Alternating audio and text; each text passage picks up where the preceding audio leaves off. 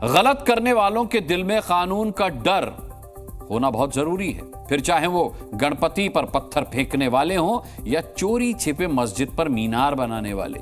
उत्तर प्रदेश के बरेली में एक ऐसा ही मामला सामने आया है, जहां सालों पुरानी एक मंसूरी मस्जिद है। वहां मौलाना मस्जिद के ऊपर मीनार बनवा रहे थे। शिकायत हुई, पुलिस प्रशासन पहुंचा तो मौलाना खुद ही उस निर्माण को तोड़वाने लगे। इसीलिए हमने शुरुआत में ही ये बात कही कि गलत करने वालों के दिल में कानून का खौफ होना बहुत जरूरी है।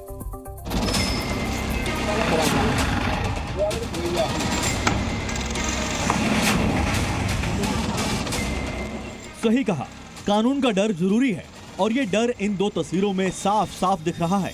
पहली तस्वीर बरेली की मंसूर मस्जिद की है, जहां प्रशासन की इजाजत के बगैर मीनारें बनाई जा रही थी, लेकिन पुलिस की सख्ती के बाद मीनार बनाने वाले खुद ही इसे तोड़ने लगे। और दूसरी तस्वीर यूपी के बाराबंकी की है, जहां बुलडोजर एक्शन के डर से कुछ लोग खुद ही अपना अवैध निर्माण तोड़ने लगे, अपने ही मकान के अवैध हिस्से पर हथौड़ा चलाने लगे।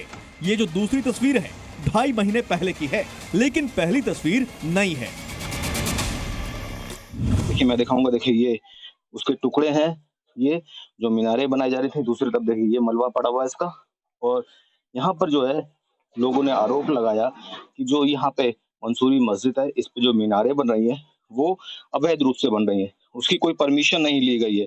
जैसे हिंदू संगठन आए यहाँ पे, उन्होंने हंगामा किया तो उसको लेकर जो है मस्जिद प्रशासन जो था वो कोई भी कागज नहीं दिखा पाया है, जिससे ये सिद्ध होता है कि या तो पहले मीनारें थी या परमिशन लेकर बनाए जा रहे थे। ये मस्जिद बरेली के मलुकपुर चमन मठिया के पास है। मीनारों के साथ साथ गुंबद बनाए जा रहे थे और टाइल्स लगाने का काम चल रहा था। हिंदू संगठनों ने इस पर आपत्ति जता दी। धर्मस्थल कोई भी हो, शासन प्रशासन के निगरानी में बने, जानकारी में बने, अनुमति लेकर बने। और कुछ लोगों का उद्देश्य ही होता है कि कब्जा करना, अपना धर्म का प्रदर्शन करना, और तो ये तो बिल्कुल सरासर गलत है।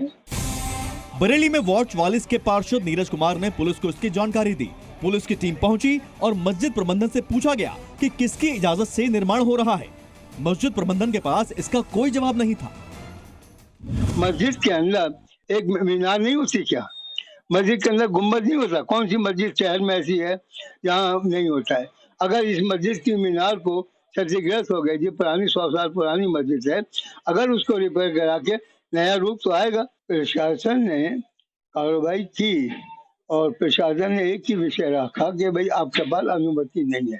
ठीक है, अनुमति हमारे पास नहीं थी, इसी बेस पर हम खामोश हो गए। जी मीडिया की पड़ताल में पता चला कि मस्जिद के ऊपर मीनारें रातों रात खड़ी नहीं हुई। ये काम 1-2 दिन से नहीं बल्कि 15 दिनों से हो रहा था, लेकिन विवाद हुआ 15वें दिन। वैसे इस विवाद के पीछे एक और वजह निकलकर सामने आई है। 15-16 दिन से काम हो रहा था, हम उस काम को कर रहे थे, तो अगर किसी को एहसास था तो आकर हमसे बात करता। पेड़ है पीपल का पेड़, तो उसमें चबूतरा बना रहे थे, ठीक है, कुछ भी कर रहे थे, तो उस पे कुछ मुसलमान पक्ष के लोगों ने रोक लगाई कि आप ये क्या कर रहे हो। उन्होंने सारे लोग इकट्ठे होके यहाँ आ गए, सारे लोग यहाँ आ गए, इकट्ठे हो गए। और आने के बाद उन्होंने कहा जब वहाँ काम रोका गया है तो आप ये काम रोकिए और जो मीनार लगाए आप ये उतारिए। यानी एक्शन का रिएक्शन हुआ। पहले मुस्लिम पक्ष ने हिंदू पक्ष को पीपल के पेड़ के पास चबूतरा नहीं बनाने दिया। उसके बाद हिंदुओं ने मस्जिद के ऊपर निर्माण में अड़ंगा लगा दिया, और अड़ंगा ऐसा कि मस्जिद बनाने वालों को ही वो मीनारें तोड़नी पड़ गई। अजय कश्यप, जी मीडिया, बरेली। आगे बढ़ते हैं। आज असम से लेकर छत्तीसगढ़ तक में भी एक्शन डे रहा। छत्तीसगढ़ में प्रशासन ने मस्जिद बनाने के लिए जो जमीन दी थी, वहां उस जमीन के बड़े हिस्से में दुकानें खुल गई हैं, मैरिज हॉल बना दिए गए। फिर क्या था, बुलडोजर आ गए। जबकि असम के सोनापुर में भी हिमंता सरकार के बुलडोजर्स ने गरजते हुए 200 से ज्यादा अवैध निर्माणों को ढहा दिया, मिट्टी में मिला दिया। असम से लेकर छत्तीसगढ़ तक कहां कहां बुलडोजर पहुंचा, देखिए ग्राउंड जीरो से स्पेशल रिपोर्ट।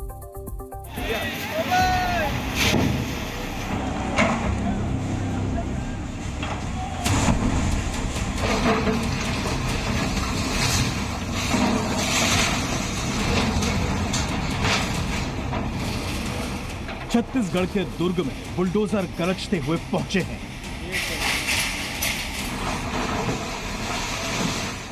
यहाँ दिख रहे हर अवैध निर्माण पर बुलडोजर दनादन कार्रवाई कर रहे हैं।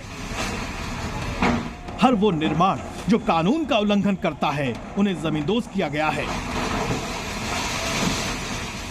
बुलडोजर का पंजा जब तक तोड़ेगा नहीं तब तक छोड़ेगा नहीं वाले फॉर्मूले पर बेबाक चल रहा है। 10 सेकंड में ही बुलडोजर की जोरदार टक्कर से करबला का यह विशाल दरवाजा मिट्टी में मिल गया। मजार के आसपास कम से कम 24 से ज्यादा दुकानें बनाई गई थी जो कि पूरी तरह से अवैध थी। बताया जाता है कि इन दुकानदारों को कई बार नोटिस दिया जा चुका था, लेकिन उसके बाद भी ये दुकानें खाली नहीं कर रहे थे, जिसके बाद नगर निगम ने हाईकोर्ट के हस्तक्षेप के बाद दुकानों पर बुलडोजर चलाया है। यहाँ अवैध रूप से रह रहे लोगों में भी हड़कंप मचा हुआ है। यहाँ इस वक्त एक नहीं बल्कि 4 बाहुबली बुलडोजर भिलाई नगर निगम के आदेश पर पहुंचे हैं और निगम को हाईकोर्ट ने अतिक्रमण पर कार्रवाई करने का आदेश दिया था। आपको बता दें कि यहाँ 100 से ज्यादा अवैध निर्माणों को ढाया गया है।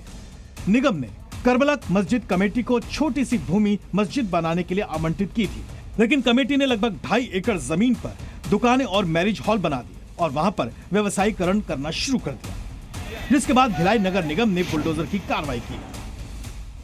इन्होंने आवंटन की मांग की है, पर आवंटन की जो धार्मिक उपयोग कर रहे हैं उसमें नहीं मैंने कार्रवाई विचाराधीन है। बाकी इनको बता दिया गया कि गैर अतिक्रमण जो धार्मिक उपयोग है और अतिक्रमण किया हुआ और उसको आप करना है।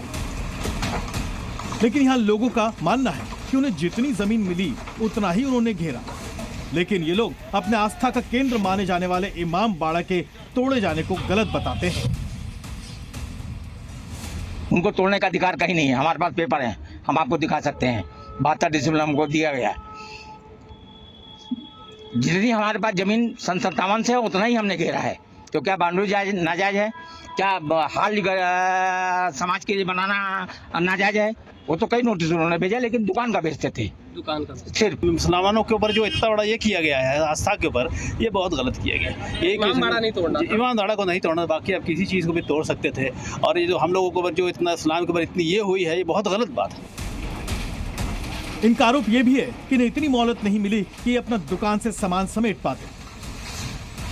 तो आप दुकान की कार्रवाई करते तोड़ते कोई इशू नहीं था, बट आपने पीछे इमाम बाड़ा था जहाँ पे ताजिया रखी जाती है, आपने उसको तोड़ दिया।